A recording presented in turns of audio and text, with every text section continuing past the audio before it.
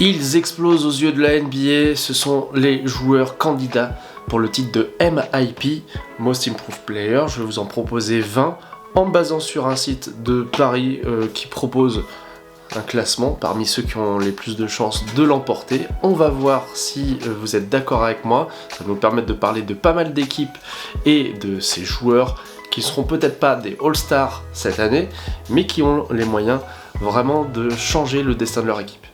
Par exemple, Moses Moody, remplaçant des Golden State Warriors, fait des progrès, c'est sûr, mais ne va pas forcément tout écraser. Lonnie Walker 4 qui joue à Brooklyn, qui est un joueur assez solide, qui peut être tantôt titulaire, tantôt remplaçant, et il a fait quelques bonnes performances avec les Nets, pourquoi pas. Un champion NBA, Christian Brown, qui est un jeune joueur. L'an dernier, il était rookie. Il sortait, je crois, de la fac de Kansas où il avait été champion. Et c'est un joueur, il est important qu'il soit en progression cette année parce que avec le départ de certains joueurs comme Bruce Brown Jr. ou bien Jeff Green, il y a des minutes qui se sont libérées et il doit performer. Alors on a aussi un joueur qui est parti des New York Knicks pour aller rejoindre les Pacers d'Indiana, c'est Obi Toppin. Avec Tyrese Haliburton en meneur de jeu et un pace très rapide, eh bien il se plaît beaucoup en Indiana, je pense au poste 4, en étant vraiment très athlétique, comme il a su le montrer déjà à New York. Un petit peu plus haut, et je trouve que c'est une très très bonne surprise, c'est Jalen Suggs, meneur des Orlando Magic, du Orlando Magic, qui était vraiment en galère depuis le début de sa carrière. Il était drafté assez haut, je crois, numéro 5, et il n'avait vraiment pas confirmé ce talent. Mais là, il s'est trouvé un rôle. Le coach Jamal Mosley lui a sans doute bien dit ce qu'il fallait faire pour progresser, et c'est en tout cas le cas actuellement. Après, il y a Desmond Bane des Memphis Grizzlies. Alors, lui, c'est déjà un très bon joueur. En l'absence de Ja Morant pour 25 matchs, même si les Grizzlies n'ont pas brillé, il a assuré, il a tenu la baraque à bout de bras. Il tourne à plus de 25 points par match de mémoire. Ensuite, ils n'ont gagné que 2 matchs pour l'instant. Les Detroit Pistons peuvent compter sur leur premier joueur de draft, Cade Cunningham, qui mène le jeu, marque des points, en général un peu plus de 20 par match. Mais pour l'instant, collectivement, c'est pas ça, et on voit que Cade, il en a sacrément marre. Et puis là, on arrive dans le top 10. Alors, on a en 10 Derrick White, pour l'instant, qui réalise une très bonne saison à Boston. Moi, je trouve que c'est déjà un très très bon joueur, hein, bien sûr. Derrick White, on savait qu'il était titulaire à San Antonio. Là, il a rejoint l'Armada de Boston pour un rôle qui lui convient bien. En l'absence de Tatum, là, il a par exemple marqué 27 points, il était très fort contre Sacramento, me semble-t-il. Au-dessus de lui, en numéro 9 pour l'instant, on a Jalen Williams du Thunder d'Oklahoma qui participe à la très bonne saison du Thunder. Il est capable d'apporter son physique, son efficacité. C'est un joueur qui paye pas forcément trop de mine, mais il est important dans le système d'OKC, donc pour l'instant, il est bien placé. Et en 8, on a un jeune joueur du nom de Shaedon Sharpe, même si Portland n'a pas très bien démarré la saison, à l'image de son rookie Anderson, qui a eu un petit peu de mal, Scoot Anderson, à démarrer. Shaedon Sharpe, lui, il a été pris, je crois, numéro 7 l'an dernier, avec peu de matchs universitaires, c'est un peu un pari, et pour l'instant, il est sacrément gagnant du côté de Portland. Au-dessus de lui, il y a un joueur allemand, champion du monde, c'est Franz Wagner, qui réalise avec Orlando une vraiment belle saison pour l'instant. Certes, les résultats peuvent s'améliorer un petit peu, mais Franz fait partie, avec Paolo Banchero, des 2 joueurs clés de cet effectif. Il va tout à fait, je pense, continuer de progresser lentement mais sûrement. C'est un joueur qui a des fondamentaux, une rapidité, et qui est très fort en attaque.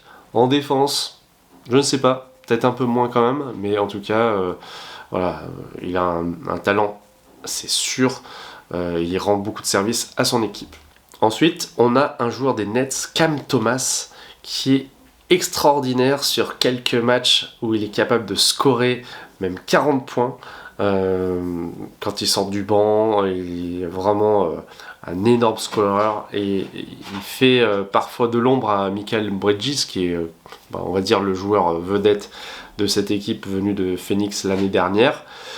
C'est un joueur qui a des appuis monstrueux, il est capable de prendre des appuis, de se tourner un peu en vrillant et de tirer au-dessus de son adversaire. Vraiment, Cam Thomas, effectivement, très belle progression. On avait montré bien sûr ses talents de scoreur précédents, mais là c'est sur une base de plus en plus sérieuse. Donc je pense que pour lui, la clé pour aller décrocher le MIP, ça va être la régularité des performances.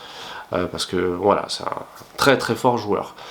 En numéro 5, on a Tyrese Haliburton des Indiana Pacers qui, c'est vrai, jouait déjà bien à Sacramento, qui depuis son transfert a largement pris ses marques dans l'Indiana et qui est maintenant le chef d'orchestre, hein, celui qui a mené à Indiana presque jusqu'au bout en In-Season Tournament, qui a réalisé de très belle performance, qui est très constant aussi à la passe avec je crois environ 13 caviars par match.